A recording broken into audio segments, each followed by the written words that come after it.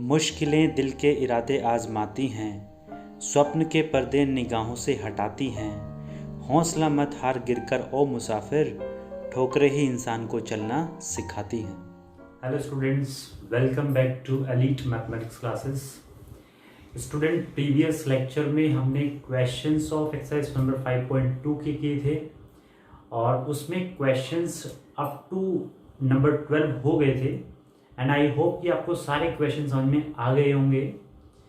और अगर आपको लेक्चर अच्छे लग रहे हैं तो आप वीडियो को लाइक करिए, सब्सक्राइब करिए एंड शेयर करिए अपने फ्रेंड के साथ में, सो दैट वो भी इसका बेनिफिट ले सके।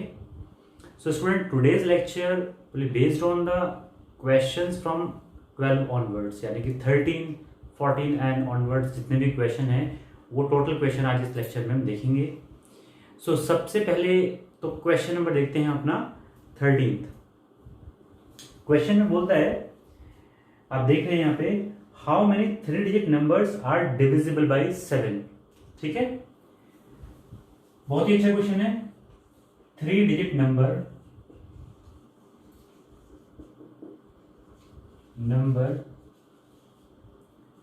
डिविजिबल बाय 7, यानी कि 3 डिजिट का नंबर होना चाहिए जो 7 से डिवाइड हो रहा हो। ठीक है, अब ऐसे कैसे पता करेंगे हम कौन सा नंबर 7 से डिवाइड हो रहा है? 3 डिजिट का है, यानी कि 3 डिजिट्स में होने चाहिए, यानी कि डिजिट का प्लेस 1, 2 एंड 3 है ना।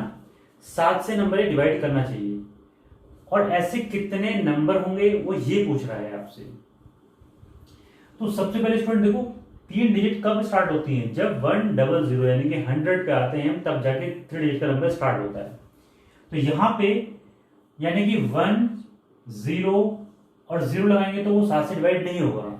1, 2, 3, 4, 5। तो अगर हम 5 पे जाएंगे यहाँ पे तो ये फर्स्ट नंबर ऐसा होगा जो 7 से डिवाइड होगा और 3 डिजिट का भी ये रहेगा नंबर। ठीक है, तो ऐसे नंबर कितने मिलेंगे हमको? पहला नंबर होगा 105, फिर इसमें हम 7 ऐड कर देंगे क्योंकि 7 से ही डिवाइड होना है। सो 112, फिर 117 और ऐसे ही करते करते हम कहां तक जाएंगे? 3 डिजिट का लास्ट नंबर, मैक्सिमम नंबर जो हो सकता है हमारे पास में, उस पे जाएंगे। सो कौन सा होगा? 9, 9 and how much it will be? 9, 9 and 4। देखो 9 एंड 5 भी हो सकता है। 9 एकम 9, यानी कितना बचा? 2 बचे, 29, 9 7 चौक 28, सॉरी 7, 1, 7, 2 बचे, 29, 7 चौक 28 और 7 दूनी 14 है ना। तो यानी कि ये वाला जो नंबर होगा 994 आपका बिल्कुल परफेक्ट नंबर होगा जो 7 से डिवाइड हो रहा होगा। अब इसमें 7 और ऐड करोगे तो ये नंबर कहीं और पहुंच जाएगा, यानी कि 4 डिजिट के नंबर में पहुंच जाएगा, जो हमें नहीं चाहिए। तो ऐसे नंबर कितने हुए यहाँ से? 105 से स्टार्ट होंगे और 994 पे खत्म हो जाएंगे, जो कि 7 से डिवाइड हो रहे होंगे। ठीक है, अब हमें पता है ये वाली टर्म कौन सी होती है? an, ये वाली कौन सी होती है? a। तो हमें नंबर ऑफ टर्म्स निकालनी है कि नंबर ऑफ कितने नंबर ऐसे होंगे जो 7 से डिवाइड हो रहे होंगे। तो यहां पे हम फॉर्मूला लगाएंगे an equals to a plus n-1 into d, जिसमें ये पता है, हमें ये पता है, और d की वैल्यू कितनी है यहाँ पे? तो 112 माइनस 105 दैट इज 7 ही आनी है। ये पता है, ये पता है, ये पता है, ये निकालना है, तो निकाल देते हैं। तो क्या होगा भाई यहाँ पे?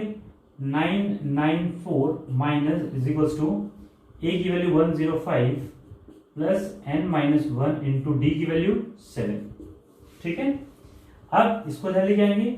सो ये इंप्लाइज करेगा n-1 into 7 equals to 994 minus 105। यहाँ पे कितना बन जाएगा? 9, यहाँ पे 8 और यहाँ पे 9, यहाँ पे भी 8 बनेगा।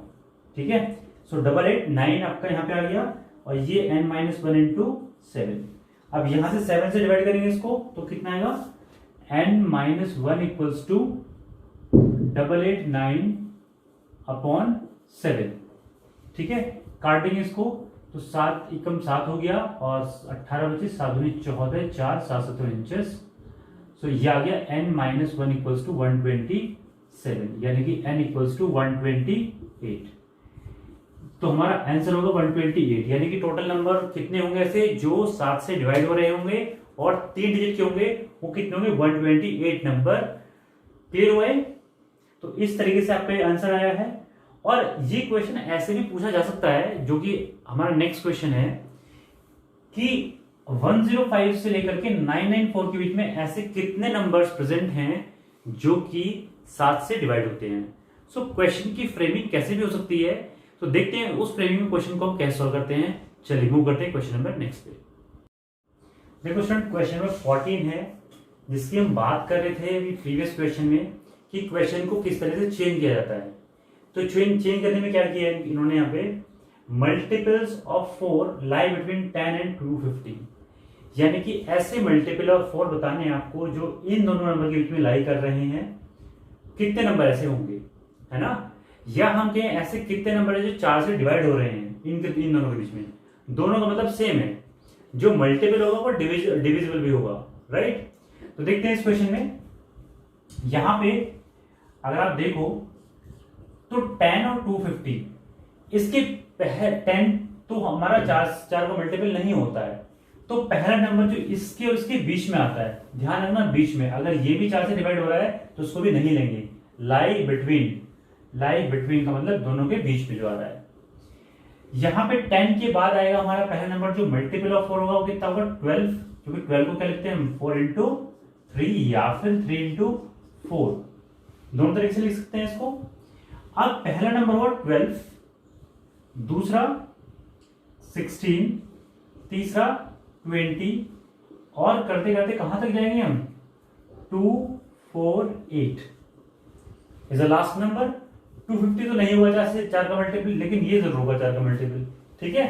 तो ऐसे कितने नंबर है ये हमें बताना है, यानी कि देखो स्टूडेंट यहाँ पे 2 डिजिट से स्टार्ट हो रहे हैं और 3 डिजिट में कहां तक जा रहे हैं 250 तक मैक्सिमम, ठीक है।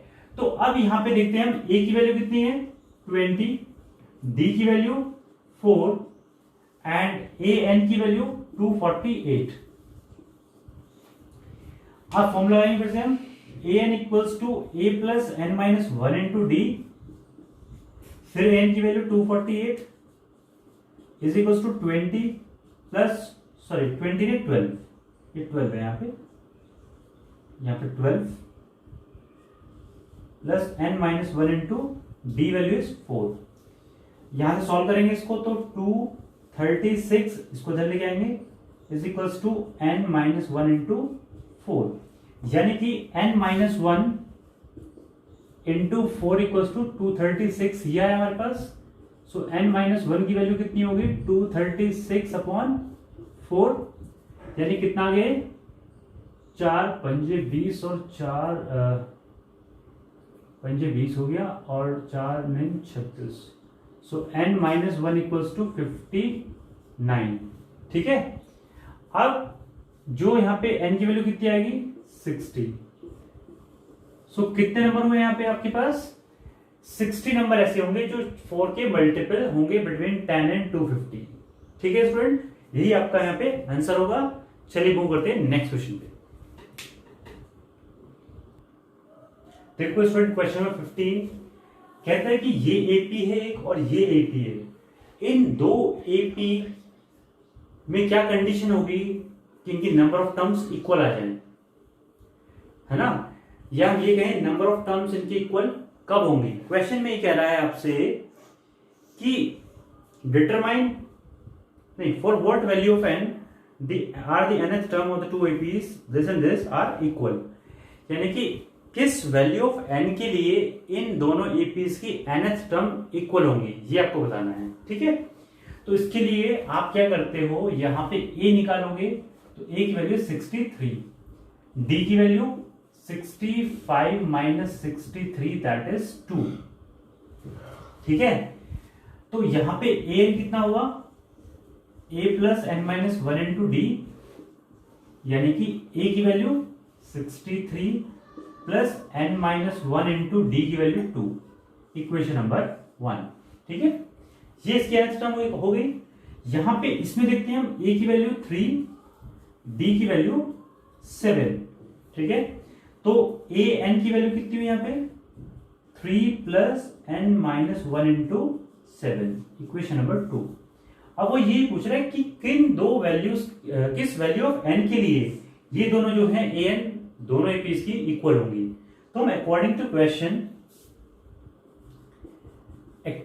Question equation 1 equals to 2, 1 equals to 2 होंगी क्योंकि दोनों की एपी की क्या है इक्वल है, किस वैल्यू के लिए है एन की वो को बताना है, तो वही निकालेंगे यहां से हम। तो यहां पे रखेंगे ये यानी कि 63 plus n minus 1 into 2 that is equals to 3 plus n minus 1 into 7, ठीक है। अब क्या करेंगे आप इसको n वैल्यू इधर ले आते हैं हम और ये वाली कांस्टेंट इधर ले आते हैं। तो 63 minus 3 equals to n minus 1 into 7 minus n minus 1 into 2, ठीक है। तो यहां पे कितना है 60 इज इक्वल्स टू, यहां पे देखो n माइनस 1 दोनों में कॉमन है, तो ये कितना आ गया 7 minus 2। This implies n minus 1 into 5 is equals to 60 और n minus 1 is equals to 60 upon 5 यानी कि आ गया 12। तो यहां पे आ गया n माइनस 1 की वैल्यू 12 और n की वैल्यू 13, यानी कि n की वैल्यू 13 के लिए, n की वैल्यू 13 के लिए इन दो एपीज की nth टर्म क्या होगी इक्वल होगी। आई होप ये क्लियर होगी आपको। नेक्स्ट मूव करते हैं क्वेश्चन नेक्स्ट पे। देखो बच्चों नेक्स्ट क्वेश्चन 16। क्वेश्चन बहुत अच्छा है और थोड़ा सा डिफिकल्ट पड़ जाता है जब आप इसी इक्वेशन को फ्रेम करते हैं। तो देखो कैसे करते हैं इसको। डिटरमाइन एपी, यानी कि एपी बतानी है, इस बार आपको एपी निकालनी है, टर्म्स निकालनी है उसकी। Whose third term is 16, third term का मतलब a3 16 हो गया और seventh term exceeds the fifth term by 12। अब देखो यहां पर सेवेंथ टर्म क्या कर रही है एक्सीड कर रही है फिफ्थ टर्म को। ऑब्वियसली बात है अगर एपी बिल्कुल इंक्रीजिंग में है तो जो पहली टर्म होती है छोटी होती है, फिर उसके बाद बढ़ती जाती टर्म है ना, अगर वो इंक्रीजिंग में चल रही है। डिक्रीजिंग में होती है तो रिवर्स चलता है प्रोसेस, लेकिन यहां पे कुछ ऐसा दिख नहीं रहा है हमें। तो पहला हमने देखा a3 की वैल्यू कितनी है, मतलब a3 कितना है 16 है। a3 का मतलब क्या हुआ, a3 गिवन है 16, इसका सिंपल से इंप्लाइज करता है a plus 2d is equals to 16। ये इक्वेशन नंबर 1, ठीक है। नेक्स्ट चीज यहां पे क्या होती है, ये वाली जो पॉइंट नंबर 2 है। पॉइंट नंबर 2 कहता है आपसे सेवेंथ टर्म, यानी कि यहां पे लिखो a7, ठीक है, एक्सीड द फिफ्थ टर्म, यहां पे लिखो a5। एक्सीड का मतलब होता है ज्यादा, ठीक है, यानी कि a7 टर्म क्या है ज्यादा है फिफ्थ टर्म से, कितनी ज्यादा है 12 ज्यादा है, यानी कि ये ज्यादा है इससे 12।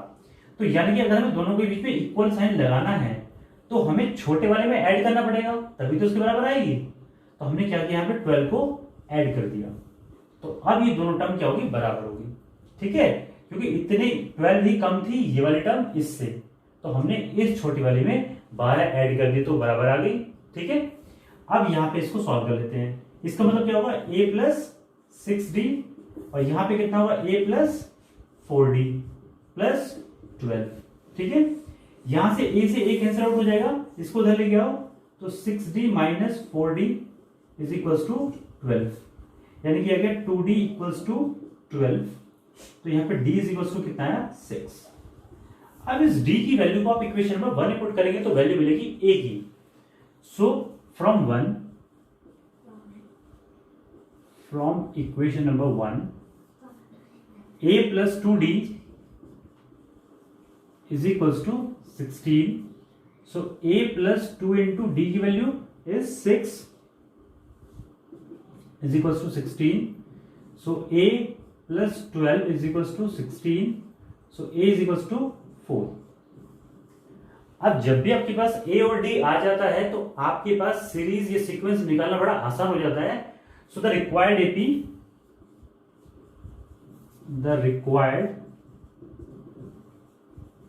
एपी कितना होगा हमारे पास, जनरल क्या होती है a plus d A plus 2d, A plus 3d, और ऐसे करते जाते हैं हम। जब भी आपको एपी निकालने के लिए बोले आपसे वो, तो आपको 3 टर्म कम से कम निकालनी है। तो पहली टर्म होगी ए का मतलब हो गया 4, ये आ गया 4। दूसरा ए प्लस डी यानी कि 4 प्लस 6 कितना हुआ 10, और फिर ए प्लस 2d, ए प्लस 2d की वैल्यू तो ये थी हमारे पास 16। तो ऐसे ही करते करते ये आपकी क्या होगी, आंसर आएगा, और यही आपकी रिक्वायर्ड एपी होगी जो क्वेश्चन में आपसे पूछी गई है। आई होप ये क्वेश्चन आपको क्लियर हो गया होगा। और ये क्वेश्चन इसलिए इंपॉर्टेंट होता है क्योंकि इसमें ये जो इक्वेशन फ्रेम करनी होती है आपको, ये थोड़ा डिफिकल्ट होती है बच्चों के लिए। एक्सीड्स, इतने टाइम्स, वो आगे जब क्वेश्चन आएंगे डिस्कस करेंगे। ऐसे क्वेश्चंस हमने पेयर ऑफ लीनियर इक्वेशन में बहुत सारे क्वेश्चन किए हैं, आप वहां से जाकर रेफरेंस ले सकते हो कि इन क्वेश्चंस को हम कैसे फ्रेम करते हैं। ठीक है, चलते हैं नेक्स्ट क्वेश्चन पे। देखो स्टूडेंट, ये क्वेश्चन है 18। 17 क्वेश्चन जो है हमने आपको इसमें एग्जाम्पल में समझाया था पूरा डिटेल में कि इसको कैसे करते हैं। जिस स्टूडेंट को क्लियर नहीं हो वो आई बटन पे क्लिक करे और यहां से एक्सेस उसको डायरेक्टली कर सकता है, और पूरा लेक्चर देखो उसमें कैसे कैसे चीजों को बनाते हैं, कैसे हम 2 तरीके होते हैं हमारे पास इस क्वेश्चन को सॉल्व करने के लिए जब भी हम एपी का क्वेश्चन फ्रॉम द लास्ट निकालना होता है हमको। ठीक है, डिटेल में एक्सप्लेन किया हमने उसको। सो क्वेश्चन नंबर 18 पे मूव करते हैं। यहाँ पे the sum of 4th and 8th term of AP is 24। जब भी आप क्वेश्चन कर रहे होते हो स्पेशली वर्ड प्रॉब्लम्स, तो आप क्वेश्चन की लैंग्वेज पढ़ के उसको क्वेश्चन को डिकोड कर ले रहे हो मैथमेटिकली। तो 4th टर्म और 8th टर्म का सम कितना दे रखा है 24। पहली चीज clear. Sum of and sum of 6th term and 10th term, 6th term और 10th टर्म का सम 44 गिवन है आपको। तो find the first 3 terms of the AP, और हम कहें सिंपल फाइंड द एपी। दोनों ही बात बिल्कुल सही है। सो अब स्टूडेंट इनको हम जो इक्वेशन प्रोवाइडेड है, जो सिचुएशन में प्रोवाइडेड है उसके अकॉर्डिंग हमें सॉल्व करना है। तो यहां से हम क्या करते हैं, सबसे पहले A4 we have A4 is equals to A4 नहीं, A4 plus A8 is equals to 24। A4 का मतलब हो गया A प्लस 3D, और ये हो गया A plus 7D is equals to 24। Now यहां पे हो गया 2A plus 10D is equals to 24। यहां से 2 कॉमन निकालेंगे आप, तो ये आएगा A plus 5D is equals to 12। ये आपकी इक्वेशन नंबर 1 सिंपलेस्ट फॉर्म में आ गई। ठीक है, सिमिलरली देखिए हम यहां पे, तो A6 plus A10 is equals to 44। A6 का मतलब हुआ A प्लस 5D, और ये हुआ A plus 9D is equals to 44। तो यहां पे भी कितना हुआ 2A plus 14D is equals to 44। Now 2 यहां से भी कॉमन है, तो A plus 7D is equals to 22, equation number 2। ठीक है, ये दूसरी इक्वेशन आपके पास आ गई है। अब इन 2 इक्वेशन को सॉल्व करके ए और डी की वैल्यू को फाइंड करनी है। तो हम क्या करें, सब्ट्रैक्ट फर्स्ट सेकेंड में से हम क्या करते हैं, फर्स्ट कर लेते हैं। तो यानी कि A plus 7D minus A plus 5D bracket में लेफ्ट हैंड साइड को लेफ्ट हैंड साइड से गया, और 22 माइनस 12, तो ये कितना आ गया A plus 7D minus A minus 5D is equals to 10। 22 minus 12 10 आ गया। यहां पे A से कैंसिल आउट हुआ, यहां पे आ गया 2D इज इक्वल्स टू 10। तो D इज इक्वल्स टू कितना है भाई 5। अब इस D की वैल्यू को इक्वेशन नंबर 1 और 2 जिसमें चाहो उसमें रख सकते हो। सो फ्रॉम 1 ले लेते हैं यहां पे हम, तो A plus 5 into 5 is equals to 12। That means A is equals to 12 minus 25। This implies A is equals to minus के 13। ठीक है, यानी कि A की वैल्यू नेगेटिव आई है। तो अब हमें रिक्वायर्ड एपी निकालनी है। रिक्वायर्ड एपी क्या होगी भाई, हमने पढ़ा है A प्लस D और A प्लस 2D, है ना, और आगे चलती जाती है। इसमें तो फर्स्ट 3 टर्म्स ही बोला तो 3 टर्म निकाल रहे हैं यहाँ पे हम। तो ए की वैल्यू तो -13 डायरेक्ट है, ए यानी कि -13 यहाँ पे रखेंगे, -13 और प्लस डी की वैल्यू 5, -13 प्लस 10 और ऐसे करके, तो यहाँ पे आ गया -13 और ये आ गया -8, यहाँ पे आ गया -3 और ये सीरीज चल दी जाएगी और यही आपकी रिक्वायर्ड सीरीज होगी जिसका आंसर आपके सामने है। ठीक है, तो क्वेश्चन ये भी हार्ड नहीं था, सिंपल इस चीज को कैसे सॉल्व करना है यही आपको देखना था। आई होप कि आपको समझ में आ गया होगा। चलिए मूव करते हैं नेक्स्ट पे। देखो अगला क्वेश्चन देखते हैं, question number 19। Subbarao started work in 1995 at an annual salary of rupees 5,000 and received an increment of rupees 200 each year. In which year did his income reaches rupees 7,000? देखो इस क्वेश्चन में आपका बिल्कुल जनरल क्वेश्चन है। सुब्बाराव एक इंसान है जिसकी सैलरी 1995 में 5,000 रुपए थी। ठीक है, लिख लेते हैं इसको। 1995 में कितनी थी? 5,000। और जब उसने ज्वाइनिंग की तो उसको बताया गया कि आपकी हर साल, एक साल बाद आपकी सैलरी होगी वो कितनी इंक्रीज हो जाएगी? 200 रुपए।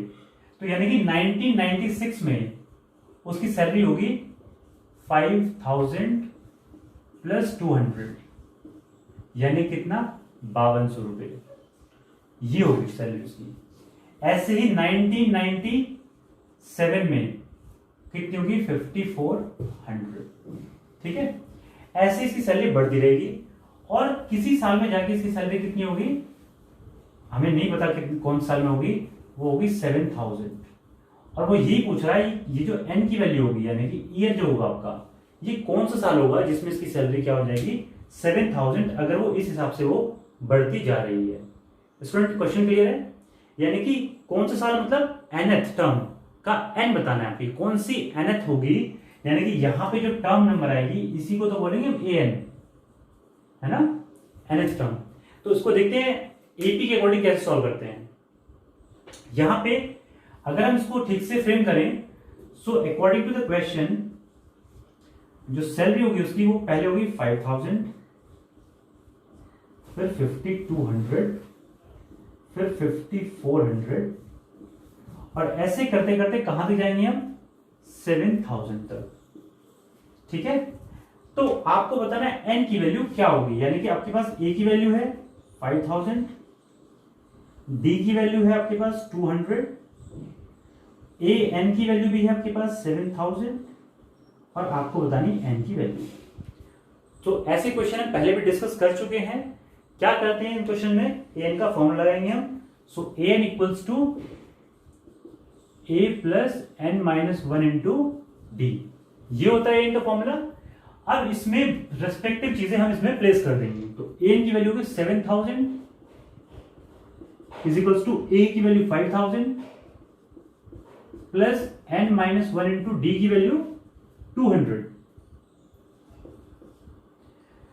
So this implies n minus 1 into 200 is equals to, यहां से इसको माइनस करेंगे कितना आएगा? 2,000। So n minus 1 is equals to 2,000 upon 200, ये कैंसिल आउट हुए 10। n minus 1 is equals to 10, so n equals to 11. So in the 11th year the salary will be 7,000. So in the 11th year,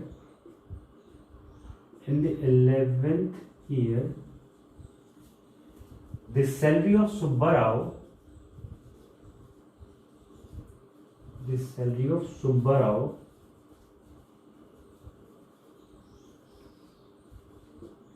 will be 7,000 और ये आपका क्या होगा? Answer. So 11 is the right answer for this question. Clear हो गया आपको ये? चलिए मूव करते हैं नेक्स्ट पे। देखो question number 20। Ramkali saved ₹5 in the first week of a year. Then increases her weekly savings by 1.75 rupees. तो देखो स्टूडेंट यहाँ पे 20 question. Ramkali saved ₹5 in the first week of a year and then increases her weekly savings by ₹1.75. If in the nth week her weekly savings becomes 20.75 rupees, then find the value of n. तो यहाँ पे देखो आप question में इसमें जो last question में किया है same similar kind of question ये भी है आपका. यानी कि यहाँ पे भी एक पर्टिकुलर टाइम पे उसकी इनकम इतनी हो जा रही है और यहाँ पे स्टार्टिंग में उसकी इनकम इतनी थी, है ना. तो ये थी फर्स्ट वीक में उसकी इनकम कितनी थी. फर्स्ट वीक में अगर हम बात करें तो फर्स्ट वीक में उसकी थी ₹5. सेकेंड वीक में कितनी रही होगी. ₹5 प्लस ₹1.75, तो ये कितनी होगी ₹6.75. थर्ड वीक में ₹6.75 प्लस 1.75, सो ये हो गई ₹8. नहीं, कितनी होगी 5 और 5 10 0 1 और 7 7 14 15 5 का 1 6 7 और 1 8 8.50. ठीक है. 3 वीक होगी. अब ये कह रहा है किस वीक में, यानी कि nth वीक बोले हम यहाँ पे. nth वीक में उसकी सैलरी कितनी रही होगी जो बताया आपसे 20.75. कितने रुपए की सैलरी उसकी 20th किस वीक में होगी ये बतानी है आपको. तो अगर ऐसा क्वेश्चन है तो आपको यानी कि n की वैल्यू फिर से निकालनी है. आपके पास क्या क्या प्रोवाइडेड है. आपके पास a प्रोवाइडेड है 5, d प्रोवाइडेड है 1.75 और an प्रोवाइडेड है आपको 20.75. आपको निकालना है n. क्लियर. अब देखो यहाँ पे an का फॉर्मूला लगाएंगे यहाँ पे. So a plus n minus 1 into d. So an की वैल्यू होगी 20.75 is equals to 5 plus n minus 1 into 1.75. इसको सॉल्व करेंगे यहां से तो कितना आएगा n minus 1 into 1.75 is equals to 20.75 minus 5. कितना आएगा ये n minus 1 into 1.75 is equals to 15.75. So n minus 1 equals to 15.75 upon 1.75. इसको कट करोगे यहाँ पे. सो यहाँ पे 25 से कट करेंगे. यहाँ पे हम ये 5 से कर लो. 5 ये 15, 5 एकम 5 और 5 पंजे 25. यहाँ पे हो गया 5 ये 15 और 5 पंजे 25. फिर से कट हो गए 5 से.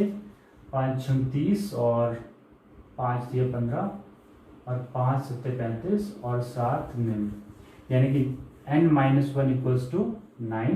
सो n इक्वल्स टू कितना आ गया 10.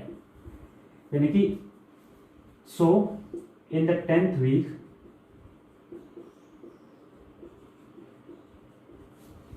her saving become